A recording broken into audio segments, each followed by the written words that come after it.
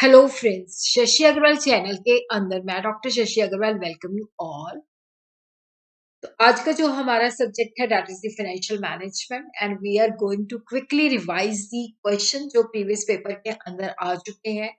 तो capital structure जो है ओवरऑल जो चैप्टर है दैट इज वेरी इंपॉर्टेंट, इसके डिटर्मिनेंट्स भी इंपॉर्टेंट है और इसकी सारी थ्योरीज जो है, चाहे वो नेट इनकम है, चाहे नेट ऑपरेटिंग इनकम है, चाहे ट्रेडिशनल है, चाहे एमएम अप्रोच है, they all are very important. तो this chapter is very important. तो प्रीवियस ईयर जो क्वेश्चन आ चुका है, give a critical appraisal of traditional approach and MM approach to the problem of capital structure. तो यहाँ पे हम करेंगे ट्रेडिशनल अप्रोच, जिसको हम अंडरस्टैंड करेंगे, उसका क्रिटिसिज्म भी अंडरस्टैंड करेंगे। उसी तरह Modigliani and Miller approach जो है कैपिटल स्ट्रक्चर की, वो भी अंडरस्टैंड करेंगे। अगर आपको मेरा ये एफर्ट सही लगता है तो डू लाइक माय वीडियो, इसको शेयर कीजिए, कमेंट कीजिए और मेरे चैनल शशि अग्रवाल को सब्सक्राइब कीजिए। उसी के साथ ही आप लोग मेरी ऐप जो है एडुसम को गूगल प्ले स्टोर से डाउनलोड कर सकते हो। ये जो ऐप है commerce, economics and management students को फ्री स्टडी मटेरियल और फ्री मॉक टेस्ट प्रोवाइड करती है। उसी तरह फाइनेंशियल मैनेजमेंट का स्ट्रक्चर कोर्स भी यहाँ पे अवेलेबल है। तो सबसे पहले हम देखते हैं traditional approach of capital structure. ये थ्योरी है जिसको हम इंटरमीडिएट अप्रोच भी कहते हैं। देखो, जो कैपिटल स्ट्रक्चर का मतलब होता है कि जो हमारे कैपिटल स्ट्रक्चर है उसके अंदर डेट का पोर्शन कितना है, इक्विटी का पोर्शन कितना है। तो जो ट्रेडिशनल अप्रोच है इसको हम इंटरमीडिएट अप्रोच भी कहते हैं। तो क्योंकि हमारे पास दो थ्योरीज और भी हैं, नेट इनकम थ्योरी है, नेट ऑपरेटिंग इनकम अप्रोच है। नेट इनकम थ्योरी कहती है कि जब हम डेट का इस्तेमाल करते हैं तो इक्विटी के साथ हम वैल्यू ऑफ फर्म को इन्हांस कर सकते हैं, ओवरऑल कॉस्ट ऑफ कैपिटल को मिनिमाइज कर सकते हैं। और जो नेट ऑपरेटिंग इनकम है वो बिल्कुल इसके ऑपोजिट है। वो कहती है कि जो वैल्यू ऑफ द फर्म है वो जो है कि डेट इक्विटी मिक्स के ऊपर डिपेंड नहीं करती। तो ट्रेडिशनल व्यू जो है दोनों व्यूज के बीच में एक मतलब दोनों एक्सट्रीम के बीच में लाई करता है। The traditional view has emerged as a compromise to the extreme of net income and net operating income approach. और ये जो थ्योरी थी that is given by Ezra Solomon. तो इस थ्योरी के मुताबिक इनिशियली जो है फर्म की वैल्यू को बढ़ा सकते हैं, कॉस्ट ऑफ कैपिटल को हम डिक्रीज कर सकते हैं डेट को ज्यादा इस्तेमाल करके, क्योंकि डेट जो है जो कि एज चीपर एज मतलब डेट जो है इक्विटी के मुकाबले में चीपर है, सस्ता है।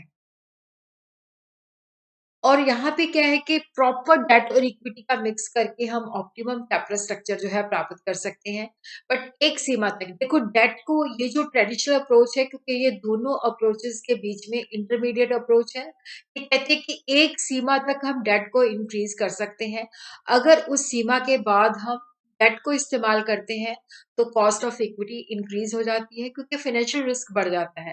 क्योंकि जब हम डेट का इस्तेमाल ज़्यादा करते हैं तो उसके अंदर ये होता है कि चाहे हमारे पास प्रॉफिट है या नहीं है, इंटरेस्ट की पेमेंट हमें करनी पड़ेगी, तो जिससे फाइनेंशियल रिस्क बढ़ जाता है।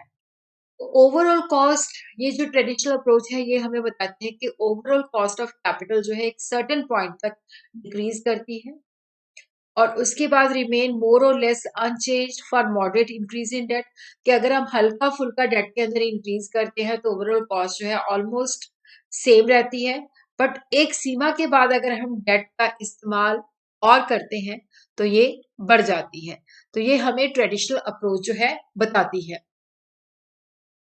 या effect of change in capital structure on overall cost of capital and the value of the firm. तो इजरा सोलोमैन कहती है कि जो फर्स्ट स्टेज है जब हम कैपिटल स्ट्रक्चर के अंदर डेट का इस्तेमाल करते हैं तो वी जो है debt is the value of firm increase होती है, ओवरऑल कॉस्ट ऑफ कैपिटल हमारी डिक्रीज होती है। क्योंकि यहाँ पे क्या होता है कि कॉस्ट ऑफ इक्विटी जो है डेट रिमेन्स कांस्टेंट या थोड़ा सा स्लाइटली वो राइज करती है, बट ये जो लो कॉस्ट का बेनिफिट है उसके बेनिफिट को ये खत्म नहीं करती, न्यूट्रलाइज नहीं करती।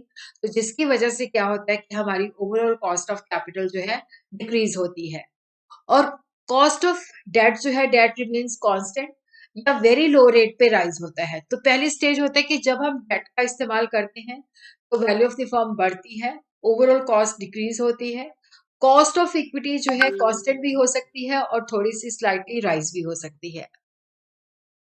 सेकेंड स्टेज के अंदर क्या होता है कि देयर विल बी रेंज जहां पे हमारा वैल्यू ऑफ द फर्म जो है दैट विल बी मैक्सिमम और overall cost of capital will be minimum. क्योंकि जितना जब हम डेट का इस्तेमाल करते हैं तो फाइनेंशियल रिस्क जो बढ़ता है, तो वो जो बेनिफिट हमें लो कॉस्ट ऑफ का डेट का मिलता है वो न्यूट्रलाइज हो जाता है। थर्ड स्टेज के अंदर क्या होता है कि एक सीमा के बाद जब हम डेट का इस्तेमाल ज्यादा करते हैं तो वैल्यू ऑफ द फर्म जो है कम हो जाती है और overall cost of capital increase हो जाती है। क्योंकि जब हम डेट का इस्तेमाल एक सीमा के बाद ज्यादा करते हैं तो वो हमारा फाइनेंशियल रिस्क जो है बढ़ा देता है। तो यहाँ पे हम शेयर एंड फर्म की जो वैल्यू कैलकुलेट करते हैं वो इस तरह का फार्मूला हम ट्रेडिशनल के अंदर यूज करते हैं। तो एस जो है that is the market value of the equity shares, that is equal to EBIT जो है that is the earning before interest and taxes minus I that is the interest on debt, AE जो है that is the cost of equity, V जो है that is the value of the firm, S जो है that is the market value of the equity, D जो है that is the value of the debt. और overall cost of capital हम इस तरह से निकालते हैं, जो earning before interest and taxes है उसको हम वैल्यू से डिवाइड कर देते हैं।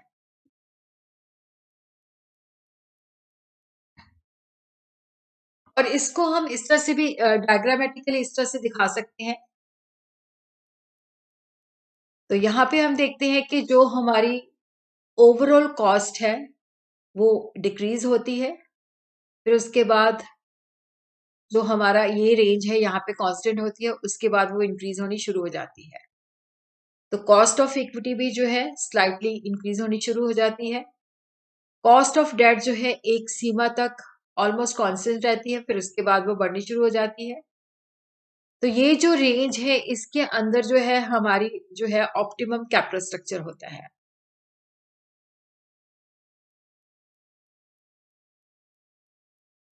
तो यहाँ पे हम देखते हैं कि ओवरऑल कॉस्ट ऑफ कैपिटल जो है इस सीमा तक डिक्रीज होता है। ये जो है हमारा ऑप्टिमम कैपिटल स्ट्रक्चर है, उसके बाद ये इंक्रीज होना शुरू हो जाता है। और कॉस्ट ऑफ कैपिटल भी जो है एक सीमा तक कम रहती है, उसके बाद वो राइज होना शुरू हो जाती है।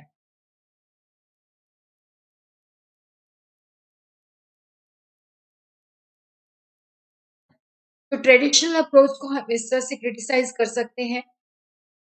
देखो, जो इन्वेस्टर्स होते हैं वो लीवर्ड फॉर्म होती है जिसके अंदर डेट का इस्तेमाल होता है इक्विटी के साथ। तो वो as compare to unlevered firm जो इक्विटी फर्म होती है जिसके अंदर डेट का इस्तेमाल नहीं होता। इन्वेस्टर हमेशा लीवर्ड फॉर्म को जो है कंपेयर करते हैं, तो वो प्रीमियम भी ज्यादा पे करते हैं लीवर्ड फर्म जो जिसके अंदर डेट होता है उसके शेयर खरीदने के लिए।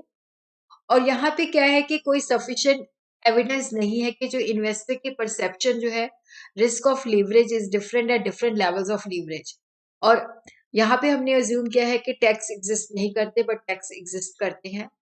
और टैक्स एग्जिस्ट होने की वजह से क्या होता है कि जो डेट है वो बहुत ही सुटेबल हो जाता है, क्योंकि जो इंटरेस्ट चार्जेस होते हैं उसका टैक्स डिडक्टिबिलिटी होती है, और दूसरी मार्केट इम्परफेक्शन की वजह से। Modigliani and Miller approach, इसको हम दो वे से अंडरस्टैंड कर सकते हैं। Theory of irrelevance in the absence of taxes, अगर टैक्सेस नहीं है तो यहाँ पे जो ये नेट ऑपरेटिंग इनकम के साथ मैच करती है, और अगर टैक्सेस है तो यहाँ पे जो डेट इक्विटी है वो डेट इक्विटी का जो हम चेंज करते हैं वो रेलिवेंट है। तो वन बाय वन करके we are going to understand. तो थ्योरी ऑफ इररेलेवेंस के अंदर hypothesis is identical with net operating income approach, जब टैक्स को इग्नोर किया जाता है। तो ये कहता है कि यहाँ पे जो cost of capital is not affected by changes in the capital structure, कि जब कैपिटल स्ट्रक्चर के अंदर हम चेंजेस करते हैं तो हमारी कॉस्ट ऑफ कैपिटल इफेक्ट नहीं होती। तो डेट और इक्विटी मिक्स जो है दैट इज नॉट रेलिवेंट जब हमने फर्म की वैल्यू को डिटर्मिन करना है। डेट जो है that is cheaper to equity. तो अगर हम डेट का इस्तेमाल करते हैं तो कॉस्ट ऑफ इक्विटी इंक्रीज हो जाती है, और जिसकी वजह से क्या होता है कि जो हमने डेट का इस्तेमाल किया है उसे जो बेनिफिट मिलता है वो ऑफसेट हो जाता है। तो फाइनेंशियल लीवरेज जो है कॉस्ट ऑफ इक्विटी को इफेक्ट करता है, बट जो ओवरऑल कॉस्ट ऑफ कैपिटल होती है दैट रिमेन्स कांस्टेंट। और ये थ्योरी कहती है कि फर्म की जो ऑपरेटिंग इनकम है वो ही इसकी टोटल वैल्यू को डिटरमिन करती है, ताकि डेट इक्विटी मिक्स। एक सीमा के बाद डेट जो होता है, कॉस्ट ऑफ डेट भी इंक्रीज हो जाती है क्योंकि फाइनेंशियल रिस्क बढ़ जाता है और कॉस्ट ऑफ इक्विटी फॉल कर जाती है।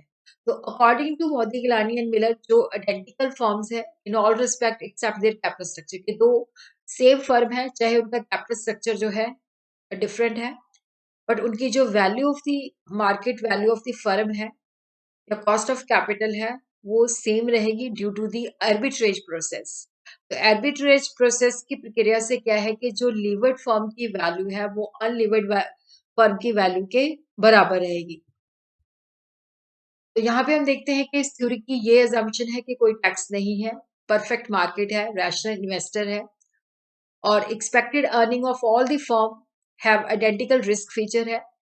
Cut off point of investment जो है फर्म का कैपिटलाइजेशन रेट है और risk to investor depend on the random fluctuation, जो एक्सपेक्टेड अर्निंग के अंदर फ्लक्चुएशन होती है उसके ऊपर रिस्क डिपेंड करता है और सारी की सारी जो अर्निंग होती है वो शेयर होल्डर को डिस्ट्रीब्यूट हो जाती है। और इसके अंदर हम देखते हैं कि जो थ्योरी ऑफ इररेलेवेंस है, तो यहाँ पे हम देखते हैं कि जो ओवरऑल कॉस्ट ऑफ कैपिटल है वो सेम रहती है। तो कॉस्ट ऑफ कैपिटल जो है इंक्रीज होती है लेकिन एक सीमा के बाद वो फॉल हो जाती है और जो कॉस्ट ऑफ डेट है ये भी इंक्रीज होनी शुरू हो जाती है।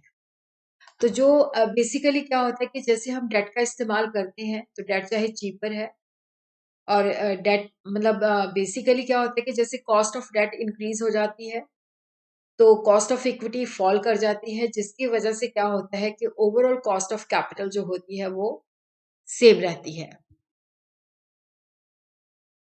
तो यहाँ पे हम देखते हैं कि एक सीमा के बाद जब हम डेट का इस्तेमाल करते हैं तो कॉस्ट बढ़ जाती है but cost of equity fall कर जाती है और ओवरऑल कॉस्ट ऑफ कैपिटल जो होती है वो सेम रहती है।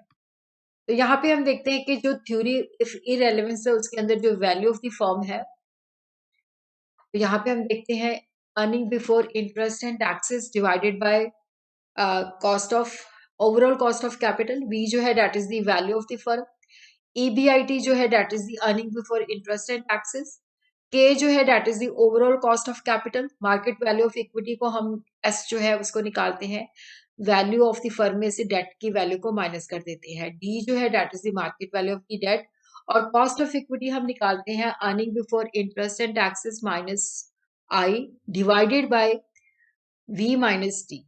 तो इसको हम इस तरह से कॉस्ट ऑफ इक्विटी जो है निकालते हैं। अब हम देखते हैं कि जब टैक्स एग्जिस्ट करते हैं तो उस सिचुएशन के अंदर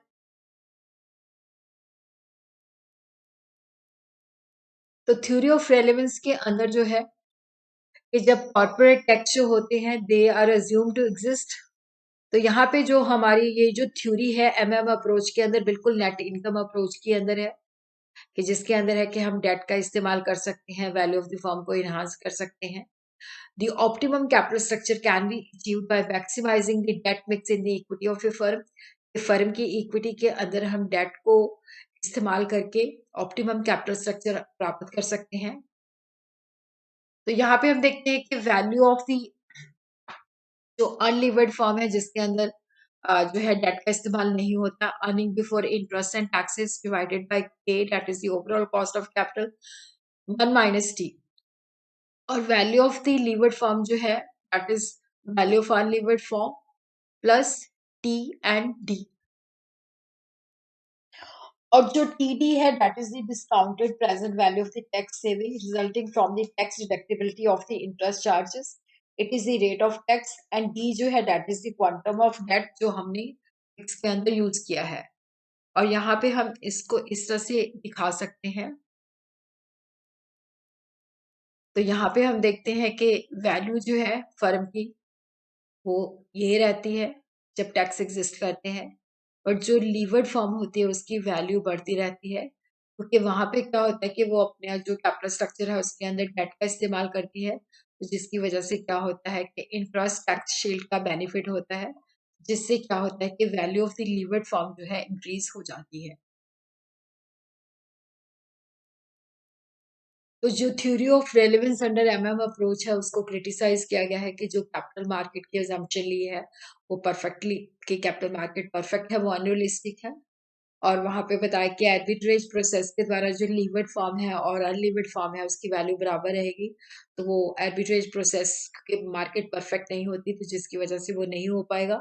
एक तो ट्रांज़ैक्शन कॉस्ट होती है और इंडिविजुअल और फर्म की जो कॉस्ट ऑफ बोरोइंग है वो सेम नहीं होती, और इंस्टीट्यूशन भी जो है डेट का इस्तेमाल कितना करना है, और उसी तरह अगर ज़्यादा डेट का करेंगे तो फाइनेंशियल रिस्क बढ़ जाता है, जो बैंक्रप्सी कॉस्ट होता है। तो जो असम्पशन एमएम अप्रोच के अंदर ली गई है वो अनरियलिस्टिक है। इसके बेसिस पे इस थ्योरी को क्रिटिसाइज़ किया गया है।